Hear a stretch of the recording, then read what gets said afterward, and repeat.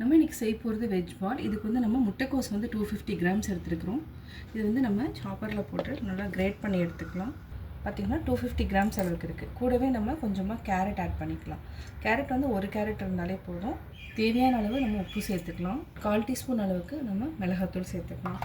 2 table spoon cornflour மாவு, 2 table spoon அளவுக்கு நம்ம மைதா மாவு சேர்த்தாமல் கோதுமை மாவு சேர்த்துறோம். இப்போ நம்ம எல்லாத்தையுமே நல்லா மிக்ஸ் பண்ணிக்கலாம். ஆக்சுவலாக உப்பு சேர்த்தோன்னே இதுலேயே வந்து தண்ணி விட ஆரம்பிக்கும். அதனால் நம்ம தண்ணி தேவைன்னா ஆட் பண்ணிக்கோங்க. பாருங்கள் அப்படியே சேஞ்ச் ஆகிட்டே வரும். ரொம்ப தண்ணி விட்டுருச்சுன்னா நம்ம கார்ன்ஃப்ளவர் மாவை ஆட் பண்ணிக்கலாம். இப்போ நம்ம சின்ன சின்ன உருண்டைகளாக பிடிச்சிக்கலாம்.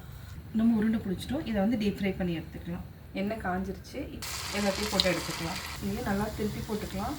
பார்த்திங்கன்னா கலர் வந்து நல்லா பொன்னிறமாகணும். இன்னும் கொஞ்சம் ஒரு 30 செகண்ட் மட்டும் நம்ம எடுத்துக்கலாம். பாருங்கள் இந்த கலர் அவ்வளோ சூப்பராக இருக்குது. இது மாதிரி நம்ம வர வரைக்கும் விட்டுட்டு எடுத்துக்கலாம். இப்போ நம்ம எடுத்துக்கலாம். எண்ணெயை வடிச்சிட்டு எடுத்துக்கோங்க. இதே மாதிரி நம்ம எல்லாத்தையுமே டீப் ஃப்ரை பண்ணி எடுத்துக்கலாம். எல்லாத்தையுமே டீப் ஃப்ரை பண்ணி எடுத்தாச்சு. அடுத்தது நம்ம செமி கிரேவி மாதிரி நம்ம வெஜ் பாலில் வச்சு செஞ்சுக்கலாம். நம்ம ஒரு பேன் வச்சுக்கலாம். பேனில் 2 டேபிள் ஸ்பூன் அளவுக்கு எண்ணெய் வச்சுக்கலாம். 1 டேபிள் ஸ்பூன் பொடியாக நறுக்கிற பூண்டு, 1 டேபிள் ஸ்பூன் இஞ்சி, இது ரெண்டையுமே நம்ம ஃப்ரை பண்ணிக்கலாம். பூண்டும் இஞ்சியும் நல்லா கிறிஸ்பி ஆகிற வரைக்கும் நம்ம விட்டுடலாம். நல்லா பொரியணும். ஒரு பெரிய வெங்காயத்தை பொடியாக நறுக்கிற கூட இதையும் ஆட் பண்ணிக்கலாம். 30 செகண்ட் நல்லா வதக்கிக்கலாம். கேப்சிகம் நம்ம வந்து கொஞ்சமாக கட் பண்ணிக்கலாம். ஒரு கேப்சிகமில் பாதி இருந்தாலே போதும். இதையும் சேர்த்து வதக்கிக்கலாம்.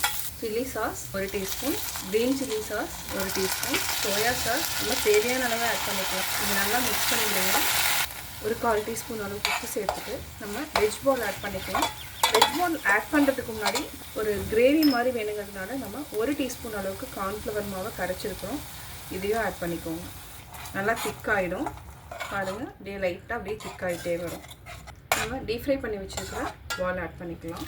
உங்களுக்கு வந்து நல்லா கலர் வேணும்னா சோயா சாஸ் கூட கொஞ்சம் ஆட் பண்ணிக்கலாம். நான் வந்து கம்மியாக தான் ஆட் பண்ணியிருக்கேன். அவ்வளோதாங்க, வெஜ் பால் ரெடி ஆகிடுச்சு. நம்ம வேறு பிளேட்டில் மாற்றிக்கலாம். உங்களுக்கு ஒரு கிரேவியாக வேணும்னா ஒரு 1/4 டம்ளர் அளவுக்கு தண்ணி ஆட் பண்ணி கூட சாப்பிடலாம். இது வந்து ஃப்ரைட் ரைஸுக்கு வந்து ரொம்ப நல்லாயிருக்கும். ஈஸியாகவும் நம்ம செஞ்சிட்டோம். சூடாக சாப்பிட்டிங்கன்னா சூப்பராக இருக்கும். வெஜ் பால் ரெடி.